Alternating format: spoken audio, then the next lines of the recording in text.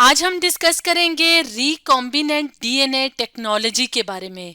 तो recombinant DNA technology क्या है? लैब में यूज़ होने वाली एक टेक्निक जिसकी मदद से दो मुख्तलिफ डीएनए को ज्वाइन करके एक रिकॉम्बिनेंट डीएनए बनाया जाता है। रिकॉम्बिनेंट डीएनए यानी कॉम्बिनेशन होता है डीएनए के मॉलिक्यूल्स का। तो इस टेक्निक को कहा जाता है रिकॉम्बिनेंट डीएनए टेक्नोलॉजी। जैसे कि यहाँ पे आप अपने सामने इस तस्वीर में देख रहे हैं कि यहाँ पे जो है वो एक सेगमेंट ऑफ डीएनए लिया गया है, जैसे यहाँ पे हम देख रहे हैं। और ये क्या है? सेगमेंट ऑफ डीएनए, या हम इसे कहें कि जो जीन है वो कौन सी है? Human insulin gene. और ये क्या है? ये भी डीएनए का मॉलिक्यूल है, लेकिन ये कहाँ से लिया हुआ है? बैक्टीरियल सेल से। और ये एक एक्स्ट्रा डीएनए का मॉलिक्यूल होता है बैक्टीरियल सेल में, जिसको प्लाज्मिड कहा जाता है। तो अब हमने यहाँ पे देखा कि दो डिफरेंट ऑर्गेनिजम्स के डीएनए हैं। तो लैब टेक्निक में क्या किया जाता है? इनको कंबाइन करके एक रिकॉम्बिनेंट डीएनए का मॉलिक्यूल बनाया जाता है। जैसे यहाँ पे हम देख रहे हैं कि ये रिकॉम्बिनेंट प्लाज्मिड है, यानी यहाँ पे ये वाला जो है ये डीएनए का मॉलिक्यूल बैक्टीरिया से आया है, और ये वाला ह्यूमन जीन है या ह्यूमन का डीएनए का सेगमेंट है। तो इस टेक्नोलॉजी को कहा जाता है रिकॉम्बिनेंट डीएनए टेक्नोलॉजी। तो रिकॉम्बिनेंट डीएनए टेक्नोलॉजी के कौन कौन से मुख्तलिफ स्टेप्स होते हैं, इसके लिए हम एक एनिमेशन की मदद लेंगे। तो इसके लिए हम यूट्यूब के चैनल ऑक्सफोर्ड मास्टरिंग बायोलॉजी के एक वीडियो की मदद लेंगे। तो चलिए इसको प्ले करके हम इसको फुल स्क्रीन में कर लेते हैं, और हम देखते हैं कि जो रिकॉम्बिनेंट डीएनए टेक्नोलॉजी है उसके कौन कौन से बेसिक स्टेप्स हैं, और इसको हम जो है वो इस टेक्नोलॉजी को क्यों इस्तेमाल करते हैं। तो हम यहाँ पे इसके मुख्तलिफ स्टेप्स की मदद से इस टेक्नोलॉजी को समझने की कोशिश करेंगे। तो सबसे पहला स्टेप क्या होगा कि इसके लिए हमें जो है वो दो डिफरेंट ऑर्गेनिजम्स चाहिए होंगे। जैसे यहाँ पे हम देख रहे हैं कि ये क्या है? डोनर सेल है। और ये जो डोनर सेल है इसके न्यूक्लियस के अंदर जो जेनेटिक मटेरियल होता है, यानी जो डीएनए पाया जाता है, तो उसका वो सेगमेंट जो कि हमें चाहिए होता है तो वो अलग किया जाता है। तो हम जानते हैं कि डीएनए के जो सेगमेंट्स प्रोटीन को कोड करते हैं उनको जीन्स कहा जाता है। तो हमारी जो बॉडी होती है उसमें जो सारे जो स्ट्रक्चरल कंपोनेंट्स होते हैं, जो मुख्तलिफ प्रोटीन्स होते हैं, तो उनके लिए जो है वो जीन्स मौजूद होती हैं। तो यहाँ पे जो है वो जीन ऑफ इंटरेस्ट जो है हम क्या करेंगे? इस डोनर सेल से लेंगे। तो इस एनिमेशन को दोबारा से प्ले कर लेते हैं। तो यहाँ पे हमने क्या किया कि डीएनए के मॉलिक्यूल का एक सेगमेंट लिया, यानी जीन ऑफ इंटरेस्ट ली। साथ ही साथ बैक्टीरियम के अंदर जो एक्स्ट्रा क्रोमोसोमल डीएनए होता है या एक्स्ट्रा डीएनए का मॉलिक्यूल होता है उसको प्लाज्मिड कहा जाता है। तो वो प्लाज्मिड जो है वो अलग किया बैक्टीरियल सेल से। तो अब हमारे पास क्या आ गए हैं? दो तरह के डीएनए के मॉलिक्यूल्स आ गए हैं, यानी कि ये भी डीएनए का सेगमेंट है जिसे हम जीन कह रहे हैं, और ये भी क्या है? डीएनए मॉलिक्यूल है। तो अब हम खास किस्म के एंजाइम्स चूज करेंगे जिनको कहा जाता है रिस्ट्रिक्शन एंजाइम्स। यहाँ पे सिजर्स शो करने का मकसद क्या है कि ये जो एंजाइम्स होते हैं, एंजाइम खास किस्म के केमिकल्स होते हैं जो कि क्या करते हैं? मुख्तलिफ केमिकल रिएक्शन में इन्वॉल्व होते हैं। तो रिस्ट्रिक्शन एंजाइम्स बिल्कुल जो है वो सिजर्स का काम करते हैं। किस तरह से? ये क्या करेंगे कि इस जो ये वाला जो डीएनए का सेगमेंट है इसको खास सेगमेंट से कट करेंगे। तो इसलिए यहाँ पे सिजर्स जो है उसकी तस्वीर जो है वो शो की हुई है। तो ये एंजाइम्स क्या करेंगे? इसको जीन ऑफ इंटरेस्ट को खास हिस्सों से, खास जगहों से कट करेंगे। और यही रिस्ट्रिक्शन एंजाइम्स क्या करेंगे? जो प्लाज्मिड मॉलिक्यूल है तो उसके के भी खास हिस्सों से उसको कट करके यहाँ पे क्या बन जाएगी? एक स्पेस बन जाएगी। अब क्या करना है? नेक्स्ट स्टेप पे क्या करना है कि ये जो जीन ऑफ इंटरेस्ट है तो इसको जो है वो प्लाज्मिड में इंट्रोड्यूस करवाना है। और इसके लिए क्या चीज़ यूज़ होगी? एक और एंजाइम जिसका नाम है डीएनए लाइगेज। थोड़ा सा अगर हम रिवर्स करें तो जो है वो एंजाइम कौन सा होगा? DNA ligase. और लाइगेज का क्या काम होगा? इन दोनों डीएनए मॉलिक्यूल्स को जोड़ने का काम। ये बिल्कुल एक ग्लू की तरह काम करेगा, इसलिए यहाँ पे जो है वो ग्लू की शेप दी हुई है। तो ये क्या करेगा कि इस जीन ऑफ इंटरेस्ट को इस प्लाज्मिड के साथ क्या कर देगा? अटैच कर देगा। अब हमारे पास यहाँ पे जो है वो क्या आ गया है?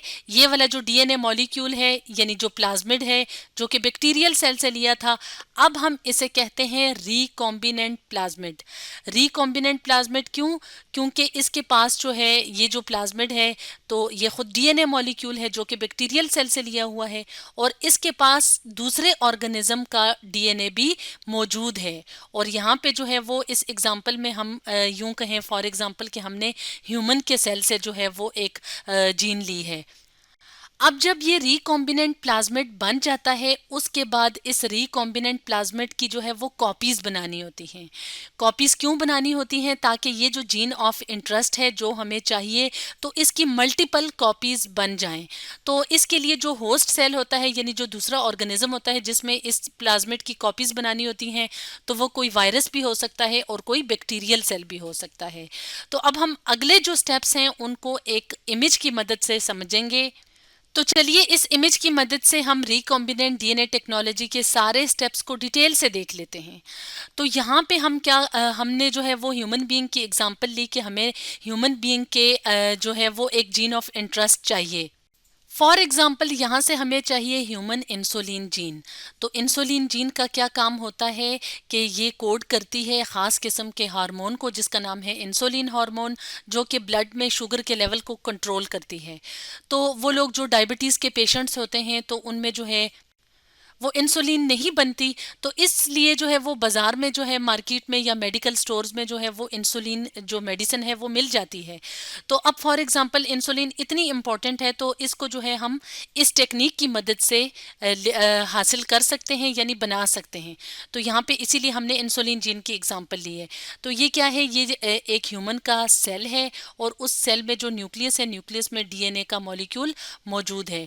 तो डीएनए के मॉलिक्यूल के ऊपर ये वाला जो सेगमेंट है डीएनए का, तो ये क्या है? इंसुलिन जीन का फॉर एग्जांपल जो है वो सेगमेंट है या जीन ऑफ इंटरेस्ट इसे हम कह देते हैं, क्योंकि हमें ये चाहिए इसलिए हम कहते हैं कि ये क्या है? जीन ऑफ इंटरेस्ट है। उसके बाद हमने क्या करना है कि एक बैक्टीरियल प्लाज्मिड लेना है। तो इसको हम क्लोनिंग वेक्टर भी कहते हैं, यानी कि ये वो वाला डीएनए का मॉलिक्यूल है जिसमें हमने फॉरेन यानी दूसरे ऑर्गेनिज्म से जीन जो है वो इसमें इंट्रोड्यूस करवानी है। तो इसको क्या किया हमने जो है अब रिस्ट्रिक्शन एंजाइम की मदद से इस जीन ऑफ इंटरेस्ट को भी कट किया और उसी रिस्ट्रिक्शन एंजाइम की मदद से जो है वो इस प्लाज्मिड को यहाँ से कट किया ताकि स्पेस बन जाए। ये वाली जो स्पेस होगी इसमें क्या किया कि जो डीएनए लाइगेज है तो उसकी मदद से इस जीन ऑफ इंटरेस्ट को इस प्लाज्मिड के अंदर इंट्रोड्यूस करवाया, रिकॉम्बिनेंट प्लाज्मिड बन गया। अब रिकॉम्बिनेंट प्लाज्मिड को दोबारा से एक होस्ट सेल में इंट्रोड्यूस करवाना है। फॉर एग्जांपल यहाँ पे हमने एक बैक्टीरियल सेल लिया, बैक्टीरिया भी हो सकता है, वायरस भी हो सकता है। तो यहाँ पे हमने क्या किया, इसको अब हमने बैक्टीरियल सेल में इंट्रोड्यूस करवाया। तो ये जो प्रोसेस होता है जिसमें कि बैक्टीरियल सेल के अंदर हमने फॉरेन जीन इंसर्ट करवाई है या इंट्रोड्यूस करवाई है, इसको ट्रांसफॉर्मेशन कहा जाता है। अब ये जो बैक्टीरिया है तो इसमें ये जो प्लाज्मिड हमने इंट्रोड्यूस करवाया है इसमें क्या है, फॉरेन जो ऑर्गेनिज्म है या जो दूसरा ऑर्गेनिज्म है उसका जीन भी जो है हमने इसमें इंट्रोड्यूस करवा लिया है। अब क्या होगा, इस बैक्टीरिया को यानी ये जो बैक्टीरियल सेल है जो अब ट्रांसफॉर्म्ड हो चुका है यानी इसमें फॉरेन जीन या जीन ऑफ इंटरेस्ट जो है इसकी बॉडी में शामिल हो चुकी है। अब इसको जो है ऐसा एनवायरनमेंट दिया जाएगा कि ये जो वहाँ से फूड ले सके और इसकी मल्टीप्लिकेशन हो सके। तो इसके लिए क्या किया जाता है कि ये जो रिकॉम्बिनेंट बैक्टीरियम बन गया है तो इसको फर्मेंटेशन टैंक में डाल देते हैं। यानी यहाँ पे ऐसा एनवायरनमेंट होता है जिसमें कि बैक्टीरिया जो है वो मल्टीप्लाई कर सकता है, इसमें इसको जो है वो प्रॉपर फूड जो है वो मिलता है, ये मल्टीप्लाई होता जाता है, इसकी तादाद ज़्यादा होती जाती है। तो जितनी ज़्यादा जो है वो इसकी तादाद होती जाएगी उतनी ही दफ़ा जो जीन ऑफ इंटरेस्ट है वो भी कॉपी होती जाएगी। तो जीन ऑफ इंटरेस्ट जो है वो इंसुलिन की जीन है, तो इंसुलिन जीन जितनी दफ़ा कॉपी होगी उतनी ही दफ़ा जो है वो अपना प्रोडक्ट यानी प्रोटीन बनाएगी, और वो क्या है, इंसुलिन हार्मोन। तो इंसुलिन हार्मोन जो है वो प्रोटीन इन नेचर होता है। तो अब क्या होगा कि यहाँ पे एक बहुत बड़ी मिकदार में जो है वो बहुत बड़ी क्वांटिटी में बैक्टीरियल सेल्स की कॉलोनी ग्रो कर जाएगी। जब वो ग्रो करेगी तो उसमें उतनी ही ज़्यादा क्वांटिटी में जो है वो इंसुलिन हार्मोन भी बन जाएगा। अब क्या होगा, नेक्स्ट स्टेप में क्या होगा कि यहाँ से जो है वो इसको अलग किया जाएगा, यानी जो इंसुलिन है उसको अलग किया जाएगा ख़ास किस्म के केमिकल प्रोसेसेस से, और ये जो बैक्टीरियल सेल्स हैं तो इनको अलग कर दिया जाएगा। तो उसके बाद क्या किया जाता है कि इंसुलिन को जो है वो प्यूरिफाई किया जाता है और उसको मेडिसिन के तौर पे पैक करके, तो ये मेडिकल स्टोर में इस तरह से जो है वो आर्टिफिशियली मिल जाती है, जो कि डायबिटीज़ के पेशेंट्स इसको इस्तेमाल कर सकते हैं। तो इस बात का ये मतलब है कि जो रिकॉम्बिनेंट डीएनए टेक्नोलॉजी है, तो इसकी मदद से हम जीन ऑफ इंटरेस्ट ले सकते हैं, और हम जानते हैं कि जीन्स जो हैं वो कॉपी करती हैं या ट्रांसलेशन के प्रोसेस से जो है वो मुख्तलिफ प्रोटीन्स बनाती हैं, यानी मुख्तलिफ प्रोडक्ट्स बनाती हैं। इसके अलावा ऑर्गेनिजम्स में अगर कोई डिज़ायर्ड कैरेक्टरिस्टिक्स इंट्रोड्यूस करवाने हों, तो वो भी इसी तरह से इंट्रोड्यूस करवाई जा सकती है। जैसे कि अगर हम बात करें टोमेटो की या पोटैटो की, तो अगर जो है वो उसकी जो है क्वालिटी अच्छी करनी है, तो हम क्या करेंगे कि किसी दूसरे ऑर्गेनिज्म से, यानी किसी दूसरे प्लांट से जो है, या किसी दूसरी तरह के जो पोटैटो हैं उनके अंदर से उस जीन को जो कि क्वांटिटी के लिए होती है या क्वालिटी के लिए होती है, उसको इसी तरह से अलग करके उसको जो है वो हम क्या कर सकते हैं, दूसरे ऑर्गेनिज्म में जो है वो इंट्रोड्यूस करवा सकते हैं। तो इस तरह से आज की वीडियो में हमने डिस्कस किया रिकॉम्बिनेंट डीएनए टेक्नोलॉजी के बारे में।